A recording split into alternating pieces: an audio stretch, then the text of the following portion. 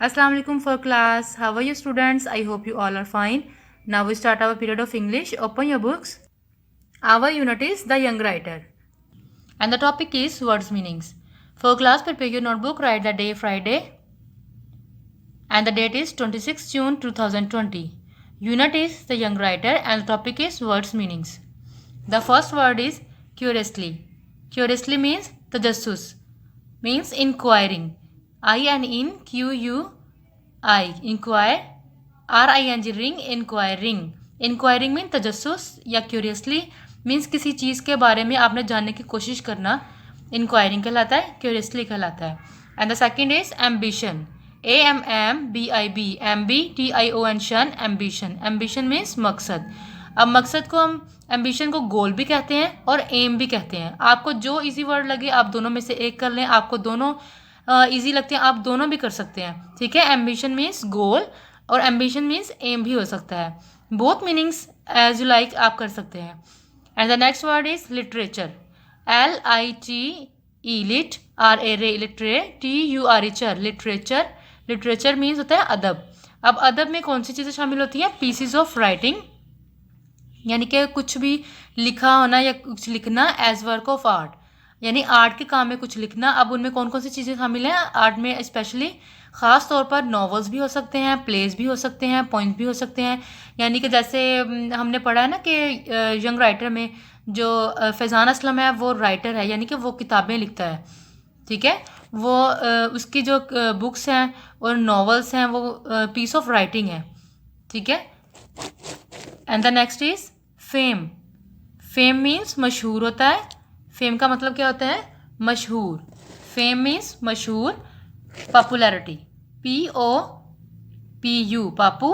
R-L-A popular. R-I-T-Y-T popularity. Popularity means fame. Sorry fame means popularity यानी मशहूर होना लोगों में यानी कि जिसको बहुत सारे लोग जानते हों, जो बहुत ज़्यादा मशहूर हो उसको क्या कहते हैं? फेम. फॉर क्लास आप लोगों ने अपने होमवर्क की जो नोटबुक्स हैं उसको आपने रेडी करना है. सेंटर में आपने क्या राइट करना है? होमवर्क. और फिर आपने नीट सा वर्ड मीनिंग्स जो है अपने नोटबुक पे राइट करना है. आई होप आप लोगों ने अपने टाइटल पेजेस प्यारे से कलरफुल नीट बनाए होंगे. अपनी नोटबुक्स भी आपने अगर में ख़राब नहीं की होंगी और आप लोगों ने होमवर्क जो है वो नीट राइट करना है. इंशाल्लाह जब आप स्कूल में 13-14 को अपना होमवर्क भेजेंगे तो मैं आपकी नोटबुक्स भी चेक करूँगी कि वो नीट है, आप लोगों ने घर में ख़राब तो नहीं की. और मैं आप लोगों का होमवर्क जो है वो भी चेक करूँगी कि वो नीट है. टाइटल पेज स्पेशली मैं देखूँगी कि आप लोगों ने किसका सबसे ज़्यादा खूबसूरत और प्यारा नीट कलरफुल टाइटल पेज है. ठीक है. Our period is over. फी अमानिल्लाह स्टूडेंट्स.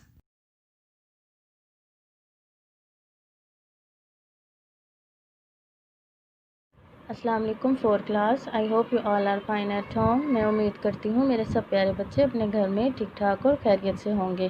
प्यारे बच्चों, अब हम हमारा उर्दू का लेक्चर शुरू करते हैं. उसके लिए मेरे सब प्यारे बच्चे अपनी उर्दू की बुक्स ओपन करेंगे. शाबाश, जल्दी से कर लें. हाँ जी प्यारे बच्चों, जैसे कि आप सबको याद है कि हमने हमारे जो है उर्दू की नज़म परिंदे की फ़रियाद के कल सवालात और जवाबात किए थे और हमने उसके सवाल नंबर 1 और सवाल नंबर 2 मुकम्मल कर लिए थे.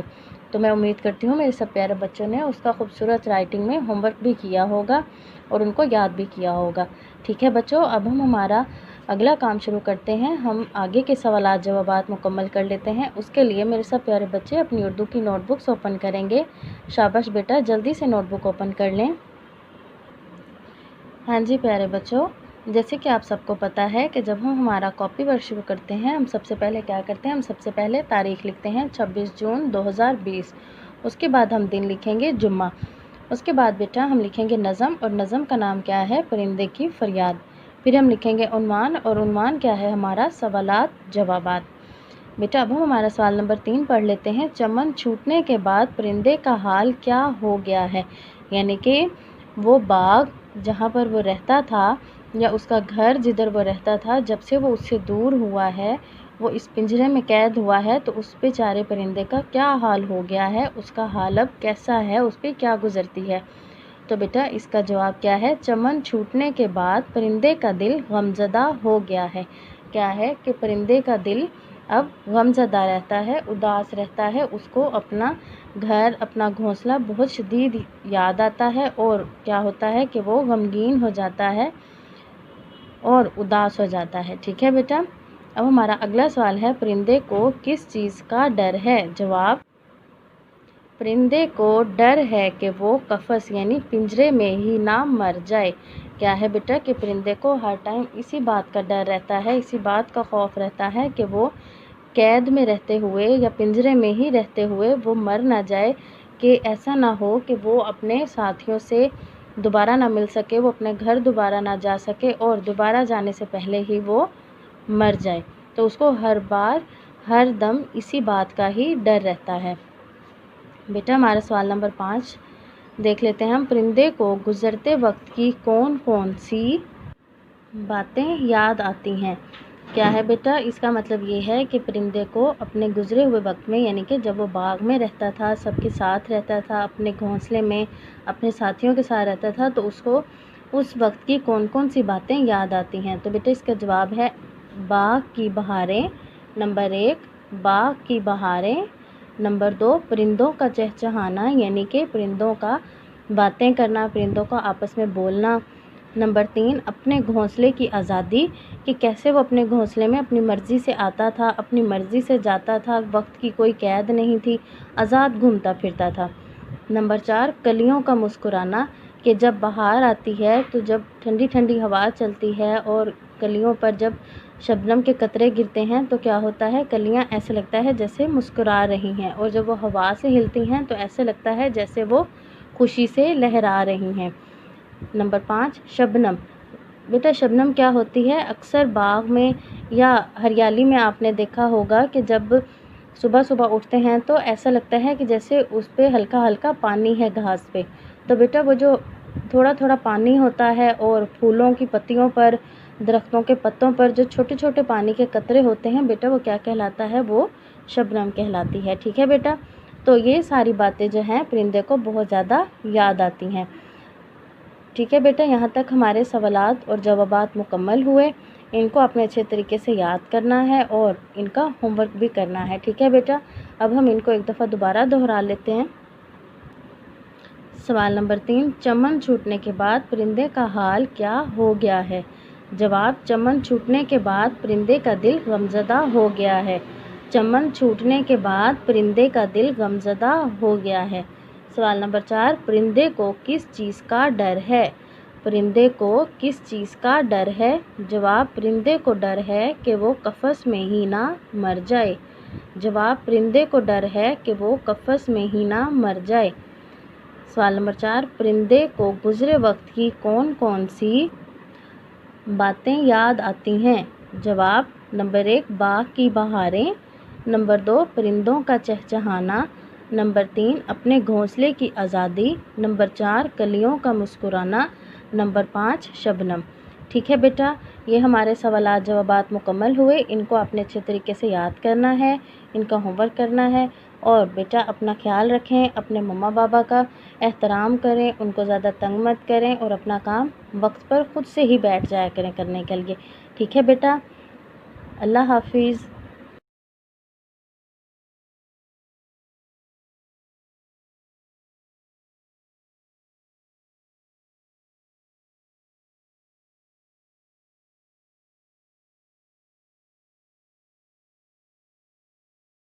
Assalamu alaikum warahmatullahi wabarakatuh. How are you dear students? Hope you all will be fine and safe in your homes. Let's we start our maths. Open your books. Dear students, कल आप लोगों ने page number 69 का question number 1 solve किया था। आज हम लोगों ने पेज नंबर 69 का क्वेश्चन नंबर 2 और 3 सॉल्व करना है। First of all manage your page manage करने के लिए अपने डे और डेट राइट करनी है। What is day today? Day is Friday and date is 26 June 2020। Question की तरफ आते हैं। क्वेश्चन नंबर 2 है state whether the following are true और फॉल्स। आपने इन क्वेश्चंस को सॉल्व करना है। सॉल्व करने के बाद आपने बताना है कि कौन सा ठीक है कौन सा गलत है, यानी कौन सा ट्रू है कौन सा फॉल्स है। ठीक है बेटा। ए पार्ट हमारे पास है the communicative law of addition is not true for fractional number. हमारे पास जो कम्युनिकेटिव लॉ है एडिशन का, वो कहते हैं वो ठीक नहीं है फ्रैक्शनल नंबर के लिए, यानी हम उसे फ्रैक्शंस में सॉल्व नहीं कर सकते। गलत है, हम उसे फ्रैक्शनल में सॉल्व कर सकते हैं। ठीक है, ये हमारे पास क्या है, फॉल है। हम यहाँ पे एफ राइट कर लेते हैं। ठीक है, ये हमने यहाँ पे एफ राइट कर दिया। उसके बाद हमारे पास बी पार्ट है, the associative law of addition of fractions is true for fractions. अब वो कह रहा है एसोसिएटिव लॉ ऑफ एडिशन जो है वो फ्रैक्शंस के लिए बिल्कुल ठीक है, यानी हम उसे फ्रैक्शंस में सॉल्व कर सकते हैं, फ्रैक्शंस की वैल्यू में। बिल्कुल ठीक है, हम यहाँ पे टी राइट कर लेते हैं। यहाँ पे हमने टी राइट कर दिया। अब सी पार्ट हमारे पास है, टू ऐड और subtract like fractions we take LCM of the denominator. वो कहता है जब भी हम फ्रैक्शंस वाली वैल्यूज़ को सॉल्व करते हैं, वो ऐड हो या सब्ट्रैक्ट हो, यानी उसे जमा करना हो या माइनस करना हो, जब भी हम फ्रैक्शंस को सॉल्व करते हैं तो हम उसके डिनोमिनेटर्स का एलसीएम लेते हैं। बिल्कुल ठीक है, आपने देखा होगा जब हमारे पास डिनोमिनेटर सेम नहीं होते तो हम पहले एलसीएम लेते हैं, डिनोमिनेटर्स को सेम करते हैं, उसके बाद ही हम उसे ऐड करते हैं या सब्ट्रैक्ट करते हैं। ठीक है, ठीक है, लेकिन हम लोग सबके साथ ऐसे नहीं करते। जिनके डिनोमिनेटर्स यानी नीचे वाले जो हमारे पास डिनोमिनेटर्स होते हैं वो सेम हों तब हम ऐसा नहीं करते।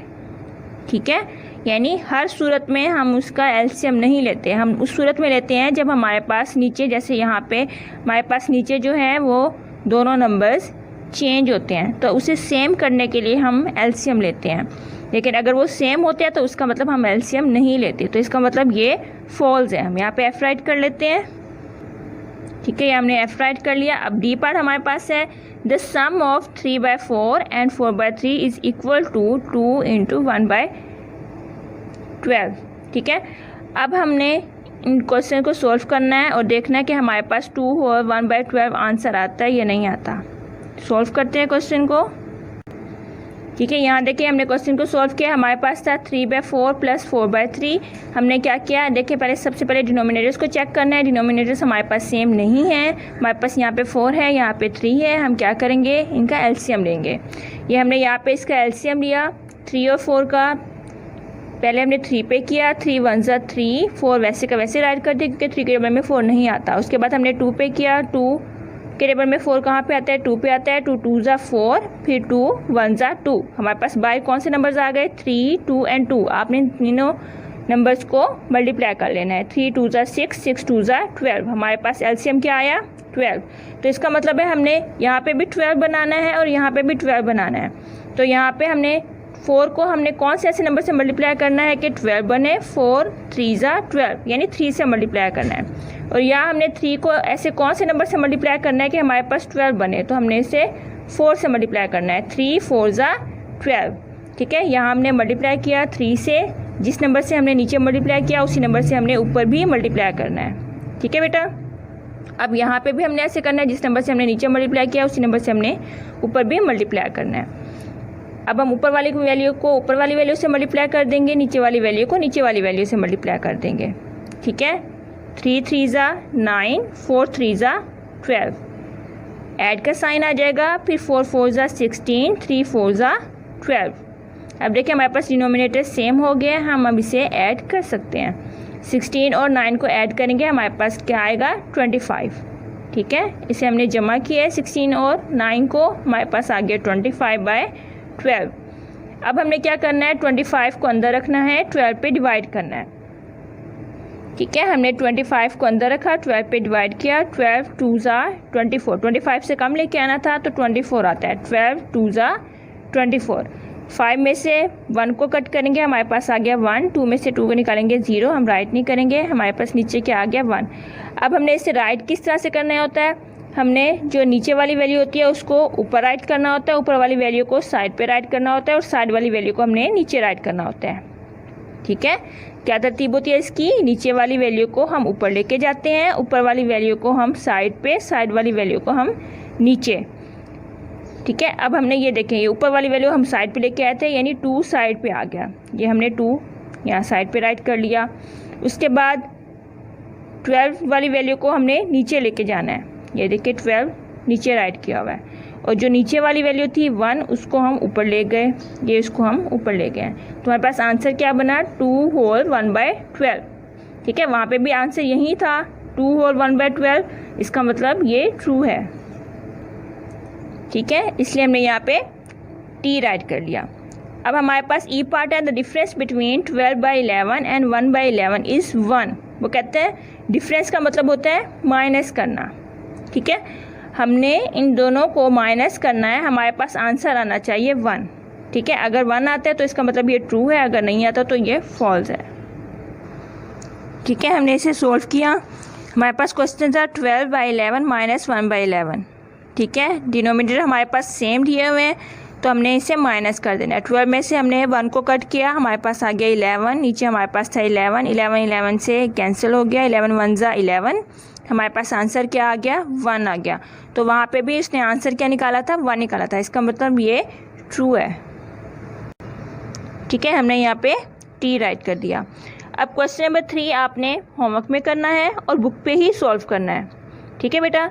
अब देखिए मैं आपको एक दफ़ा बता देती हूँ, ये क्वेश्चन हमारे पास दिया गया है कम्युनिकेटिव लॉ स्टेट ऑफ। आपने इस क्वेश्चन में जो हमारे पास ये नंबर दिए गए हैं, इसी नंबर को यूज़ करते हुए कम्युनिकेटिव लॉ बनाना है कि कौन सा कम्युनिकेटिव लॉ है।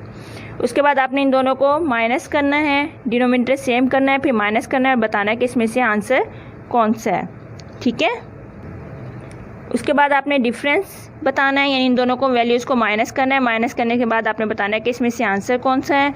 द सम ऑफ, आपने इन दोनों को ऐड करना है, जमा करने के बाद आपने बताना है कि इसमें से आंसर कौन सा है। उसके बाद द कॉमन डिनोमिनेटर, आपने क्या करना है जस्ट डिनोमिनेटर्स को लेना है, इनके डिनोमिनेटर्स को लेके एलसीएम निकालना है। एलसीएम आपने निकालने के बाद बताना है कि इसमें से एलसीएम आपका कौन सा निकला है।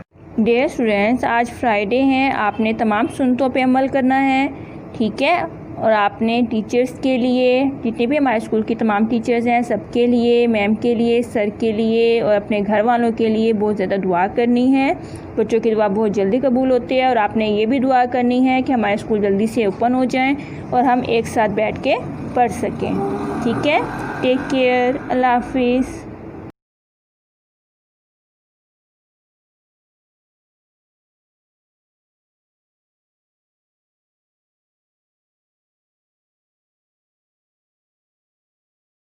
Assalamualaikum warahmatullahi wabarakatuh.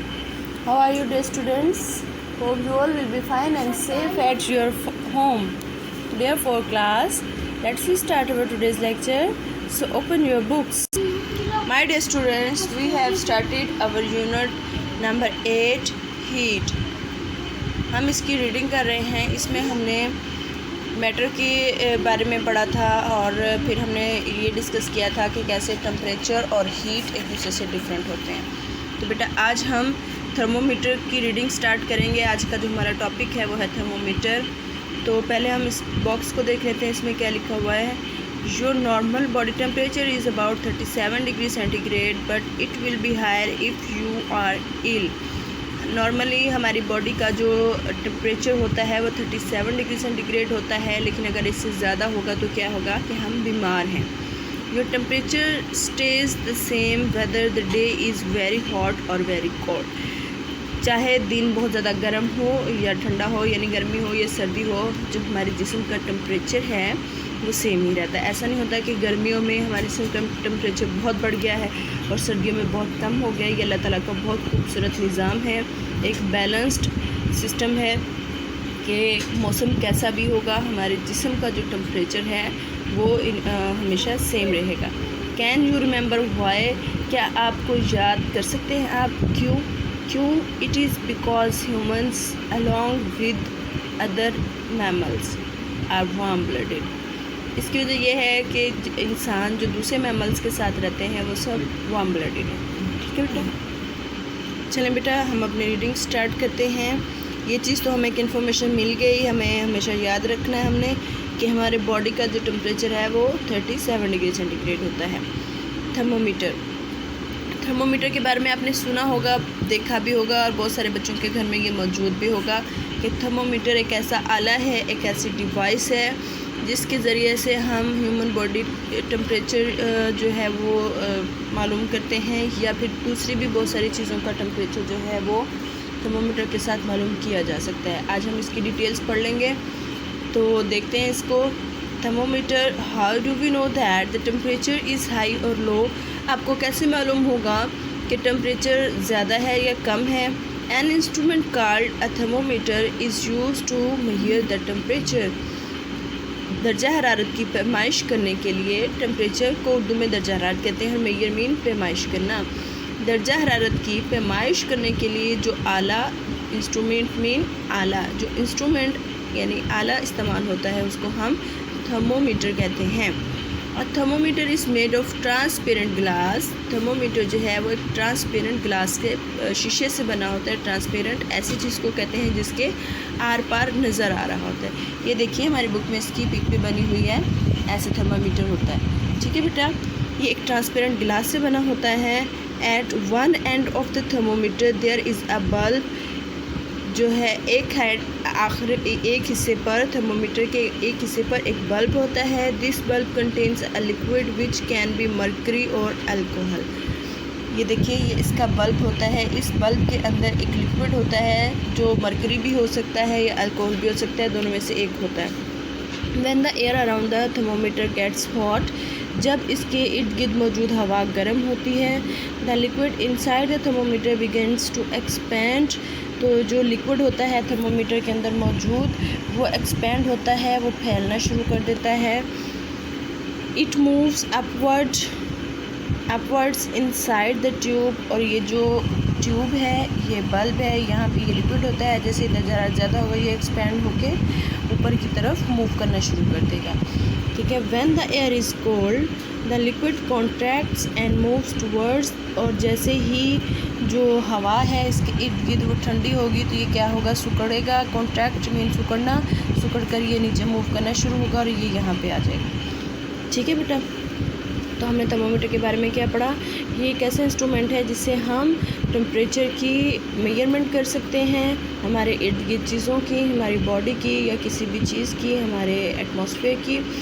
तो ये इसकी फॉर्मेशन ऐसी होती है कि ये ट्रांसपेरेंट ग्लास से बना हुआ होता है। इसके ऊपर एक हेड पे, एक आखिर पे, एक सिरे पे एक बल्ब होता है जिसके अंदर कोई लिक्विड होता है, या तो वो मरकरी होगा या फिर अल्कोहल होगा। तो जब अगर दर्जा हरारत में इजाफा होता है तो ये लिक्विड क्या है, एक्सपेंड होकर अपवर्ड यानी ऊपर की तरफ मूव करता है, और जैसे ही दर्जा हरारत कम होगा तो ये ठंडा होकर नीचे की तरफ मूव करेगा। ठीक है बेटा, अब हम कल क्या करेंगे, हम ये पढ़ेंगे कि किस तरह से इसकी रीडिंग को हमने पढ़ना है, कैसे हमने मेजरमेंट करनी है। तो आज के लिए इतना ही टॉपिक बेटा। आज फ्राइडे है तो आज प्यारे बच्चों ने सब ने फ्राइडे की सारी सुन्नतें पूरी करनी है, ज़्यादा से ज़्यादा दुरूद शरीफ पढ़ना है और अल्लाह ताला से दुआ करनी है कि अल्लाह ताला इस मुश्किल वक्त को अपनी रहमत और अपने फजल व करम से ख़त्म कर दें, इस बीमारी को ख़त्म करें, जो बीमार हैं उनको शिफा अता फ़रमाएँ और जल्दी से हालात ठीक हों ताकि हम स्कूल जाकर अपने टीचर्स से मिलें और अपनी रेगुलर स्टडी को स्टार्ट कर सकें। ठीक है बेटा, कल फिर इंशाल्लाह अगली रीडिंग के साथ दोबारा मिलेंगे। तब तक के लिए फ़ी अमानिल्लाह, Allah bless you, have a nice and safe day.